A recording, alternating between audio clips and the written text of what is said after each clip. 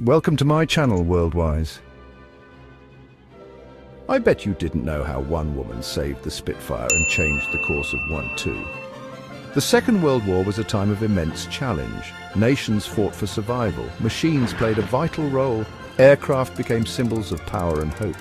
The supermarine Spitfire soared through British skies. Its elegant lines and powerful engine captured imaginations. It represented the spirit of resistance.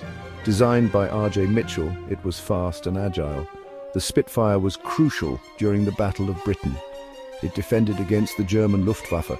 The Spitfire became an icon, appearing on posters and in newsreels. Despite its many strengths, the Spitfire had a serious problem. The Rolls-Royce Merlin engine's carburetor had a flaw. During negative G maneuvers, the carburetor's float became unsettled. This interrupted the fuel supply, causing the engine to cut out. Pilots lost power at critical moments. The enemy could then gain a crucial advantage. Engineers worked frantically to fix this life-threatening defect. While British pilots wrestled with their carburetors, their main adversaries flew with a distinct advantage. The German Messerschmitt Bf-109, the Spitfire's primary opponent, used a different system. Its Daimler-Benz DB601 engine was equipped with fuel injection. This technology was more advanced than the float-type carburetors in the early Spitfires. Fuel injection systems deliver fuel directly into the engine's cylinders or intake manifold under pressure. This process is much less affected by changes in aircraft orientation or G-forces. It ensures a consistent fuel supply.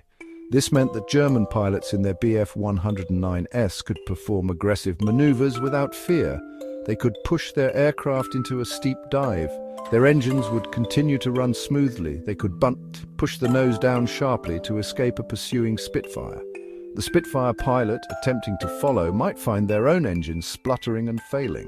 This gave the Luftwaffe pilots a significant tactical advantage. They could dictate the terms of engagement in certain situations. The difference was stark. A Spitfire pilot chasing a Bf-109 might see the German aircraft dive away.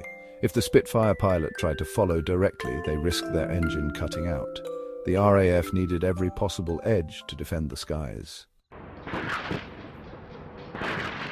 In the quest to solve the Spitfire's engine problem, a remarkable engineer stepped forward. Her name was Beatrice Shilling. She was often known by her nickname, Tilly. Beatrice was not a typical engineer of her time. She was a woman in a field overwhelmingly dominated by men, but her talent and determination were undeniable. Born in 1909 in Hampshire, England, Beatrice showed an early aptitude for mechanics. As a teenager, she bought her first motorcycle.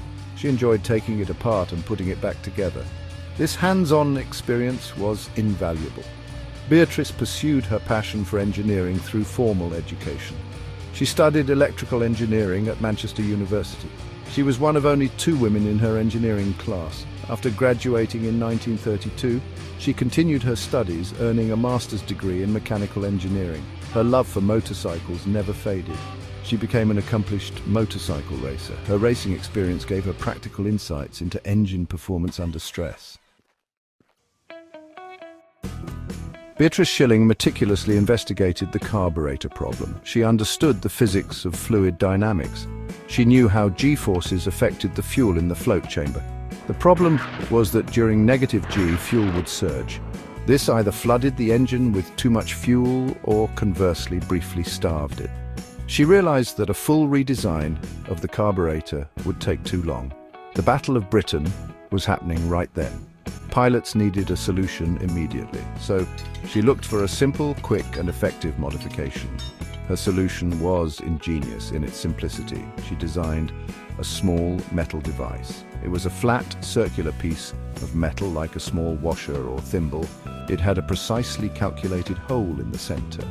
This device was to be fitted into the SU carburetor's fuel supply line before the float chamber. The idea was that this restrictor would limit the maximum fuel flow. It would prevent the carburetor from flooding during negative G maneuvers. It also ensured that enough fuel was available to prevent starvation when the aircraft righted itself. This small, unassuming device became known by several names. Officially, it was the RA restrictor, but pilots and engineers soon gave it more affectionate nicknames. It was called Miss Shilling's orifice, or more simply, Tilly's thimble. The urgency to implement Beatrice Shilling's solution was immense. The Battle of Britain was at its height in the summer and autumn of 1940. Every day, RAF pilots were engaging in desperate aerial combat. The stalling issue was costing lives and aircraft. Once the Shilling orifice was proven effective, the race was on. Production of the small metal restrictors began immediately. Teams were organized to install them as quickly as possible. Tilly Shilling herself played a leading role in this rapid deployment. She and a small group of engineers traveled from one RAF station to another. They worked around the clock, often in difficult conditions. They showed ground crews how to fit the device. Sometimes they fitted the restrictors themselves. They understood the critical importance of their work. Every aircraft modified was another aircraft that could fight more effectively. Every pilot whose engine didn't cut out at a critical moment had a better chance of survival. This hands-on approach was typical of Shilling. She was a practical engineer who wanted to see her solutions put into action. The impact of Tilly's thimble was felt almost immediately. Pilots reported a significant improvement. The Shilling orifice was officially a temporary measure. Engineers knew that a more comprehensive solution was needed. This would eventually come in the form of new carburetor designs. Pressure carburetors like the Bendix and later the Rolls-Royce Bendix were developed. These were much less susceptible to G-forces. They provided performance closer to that of fuel injection systems. However, developing and mass-producing these new carburetors took time. Time was a luxury the RAF did not have during the Battle of Britain and its immediate aftermath. Tilly's thimble bought that precious time. The orifice allowed the Spitfire and Hurricane to remain competitive. It helped them through a critical period of the air war. By mitigating the engine cutout problem, it saved countless pilots' lives. It also prevented the loss of many valuable aircraft. This contribution was vital during the Battle of Britain. The battle was won by the narrowest of margins. Every factor that improved RAF effectiveness played a part. Shilling's invention undoubtedly helped to turn the tide in Britain's favour. Beatrice Shilling's contribution to the war effort did not go unnoticed. In 1947, she was awarded the Order of the British Empire, OBE. This was in recognition of her vital work during the war. Her invention, Miss Shilling's orifice, was a prime example of her engineering skill.